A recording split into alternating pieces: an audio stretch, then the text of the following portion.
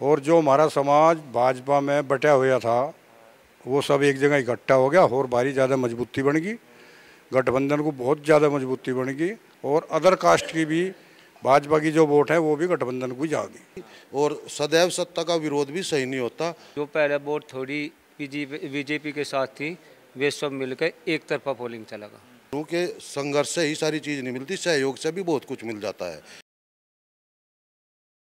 जी आपका नाम क्या है? जी मेरा नाम संजय तोमर है और इसी गांव का निवासी हूँ।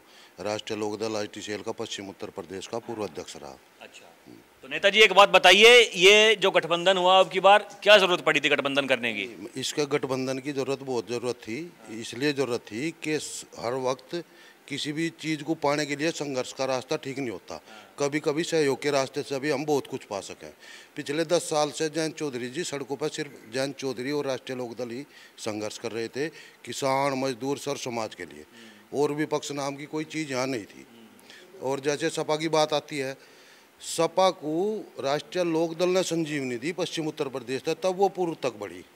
उनके 42 MLA थे और 100+ उनके MLA जो हुए वो किसान आंदोलन से और राष्ट्रीय लोकदल की मुहिम से हुए। तो गठबंधन की इसलिए ज़रूरत थी कि कुछ चीज़ें ऐसी हैं कि जो हम किसान के लिए सरकार में जाकर सहयोगात्मक रवैया अपना देकर उनका लेकर तब पूरा करा सकते हैं। हर चीज़ संघर्ष से नहीं मिलती। संघर्ष कर लिया, बहुत 10 साल से संघर्ष कर रहे, बॉर्डर पर संघर्ष किया, रोड पर संघर्ष किया। संसद में बेशक हमारी स्ट्रेंथ कम थी लेकिन संसद में भी किसानों की बात उठाई।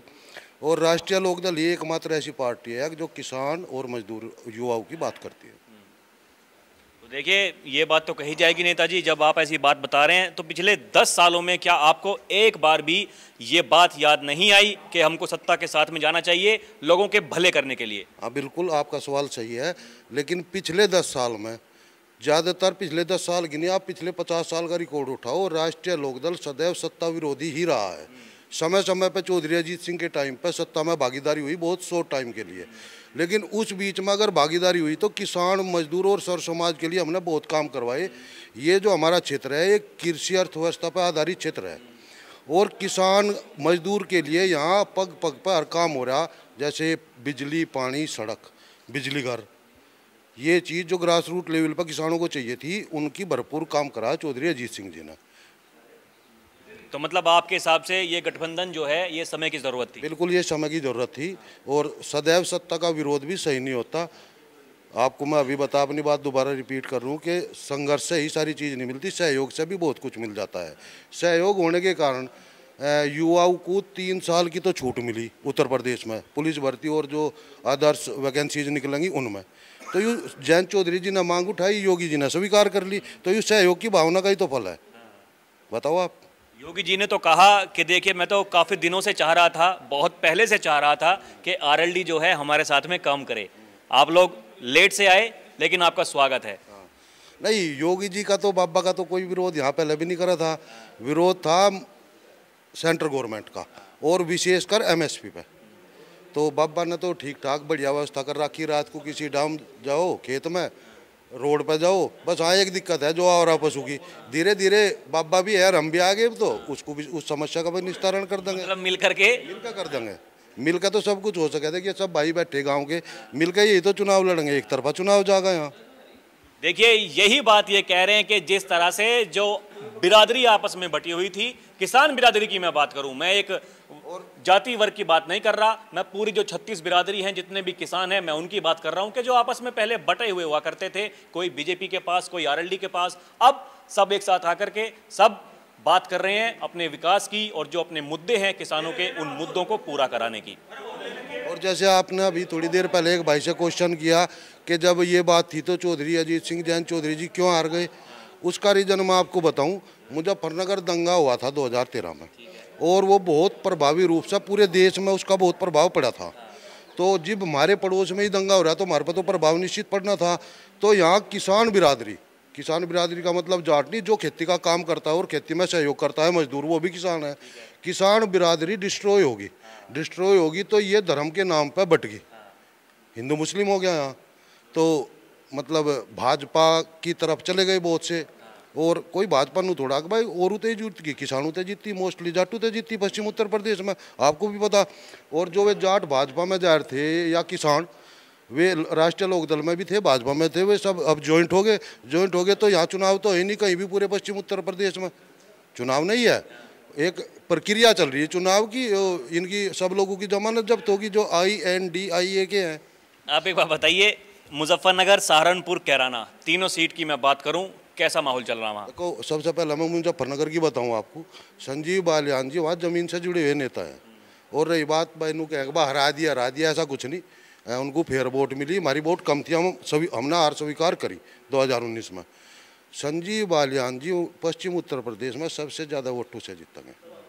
हम तो जीतेंगे, हम तो शायद रिकॉर्ड बनावे सांगवान जी, लेकिन वे भी रिकॉर्ड बनाने की तरफ ही है, उनकी फेयर जीत है, कोई दिक्कत नहीं। ये बात कही जा रही है कि देखिए पूरा गांव, जितने भी गांव हैं सब दो फाड़ हो गई हैं सब में। ऐसा कुछ नहीं है, गांव में कुछ ऐसे भी वो तत्व जिनकी मनोकामना पूरी नहीं होकर, साम दाम दंड भेद।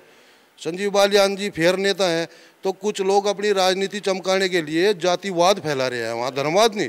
धर्मवाद का तो चुनाव वहाँ 2014 में हो गया। अब ये जातिवाद, कोई त्यागी गुट में बैठ रहा, कोई जाट गुट में बैठ रहा, तो ये छोटे छोटे असंतुष्ट लोग हैं, ये मीडिया में, सोशल मीडिया पे छा रहे हैं, लेकिन ग्राउंड पे इनकी कोई अहमियत, कोई हकीकत नहीं है, और आम जनता इनको बिल्कुल डिस्ट्रॉय कर रही है। मतलब आपसी मतभेद है, मनभेद नहीं है? नहीं, मैं बताऊंगा, ये लोग तो मतभेद मान रहे, लेकिन आम जनता तो नहीं मान रही। ये मतभेद कुछ भी मानो, आम जनता इनकी बात सुनने वाली इस चुनाव में नहीं है। संजीव बालियान जी बहुत वोटों से जीतेंगे, हालांकि हमारी वो सीट नहीं, लेकिन फिर भी पता तो लगता रहे, सारी रिश्तेदारी मुजफ्फरनगर में है सब लोगों की।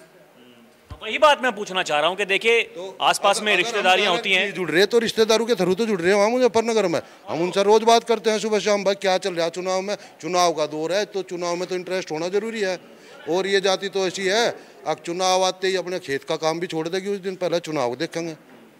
तो रिश्तेदारी है जो उनसे हम बात करते हैं, वे कहते हैं नहीं कोई नहीं, कुछ 2-4 तत्व हुआ रहे हैं गाँव वाइज, वे गड़बड़ कर रहे, वे रुक्का दे रहे और कुछ नहीं। संजीव बालियान बहुत बड़े बहुमत से जीत रहे मुजफ्फरनगर में। कैराना में कहा जा रहा है इकरासन एक तरफा जीत रही है अब एक बार। अब बताओ, कैराना में बाई इलेक्शन हुआ, इकरासन की मम्मी चुनाव लड़ रही थी, तो जयंत चौधरी जी ने घर घर कन्वेंसिंग करी, घर घर वोट मांगी, तब जाकर वो जीती।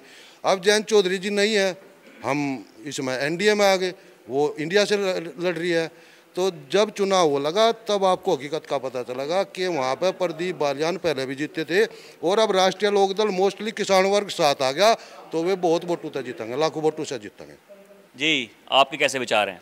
हमारे विचार ये हैं जी, पहले तो ये गांव चौधरी चरण सिंह के साथ रहा, फिर अजीत सिंह के साथ रहा, अब जयंत चौधरी के साथ है, और भारी मतों से सांगवान जी को जिताएंगे।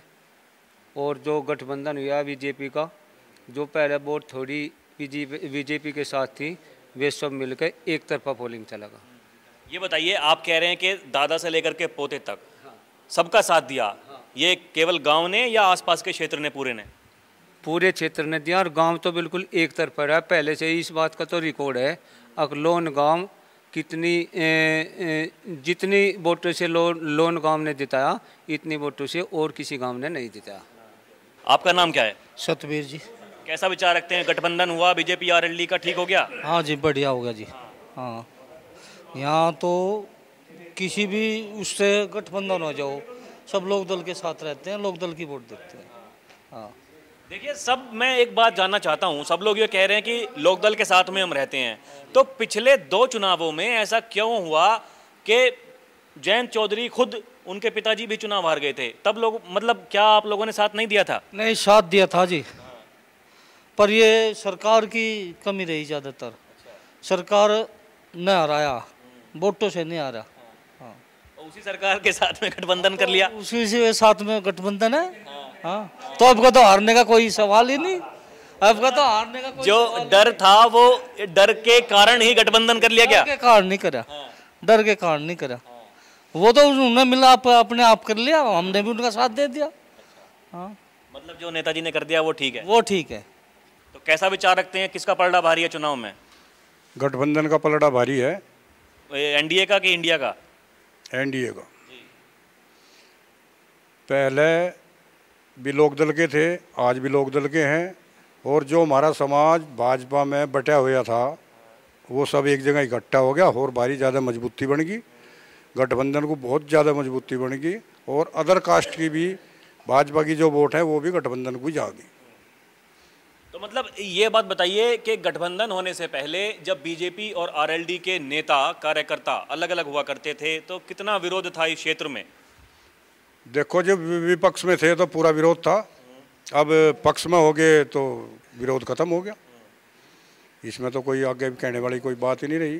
तो आपके हिसाब से जयंत चौधरी साहब जो चले गए ठीक काम किया उन्होंने जो मुद्दे उनके पहले किसान मजदूर के थे वही मुद्दे आज हैं, उन्हीं वे लेकर आगे भी चलेंगे और हमें पूर्णतः विश्वास है किसान मजदूर कमेरे वर्ग का वे पूरा मुद्दा उठा कर लेकर चलेंगे। और एक फैक्ट और जुड़ा इसमें, जो प्रधानमंत्री जी ने इससे पहले भी बहुत सरकारें आई गई, जो भारत रत्न दिया चौधरी साहब को उससे बहुत लगाव हो गया सर्व समाज में, एक ही समाज का नहीं सर्व समाज का बहुत सहयोग बना और सभी जयंत चौधरी से भी और प्रधानमंत्री जी से भी बहुत खुश हैं।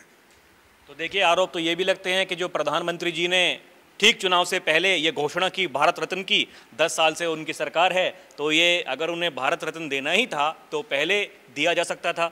देखो, ये तो चलता ही रहेगा कि आप कितना भी अच्छा कर लो, कुछ ना कुछ तो कोई ना कोई कमी काट देगा, ऐसा तो कुछ नहीं है एक बार सारा 100 के 100 बराबर होगा, ये तो चलेगा, चलता आया पहले से ही। तो ये है, मतलब आपका पूरा गांव समाज एक तरफा आरएलडी पे जाएगा, गठबंधन पे।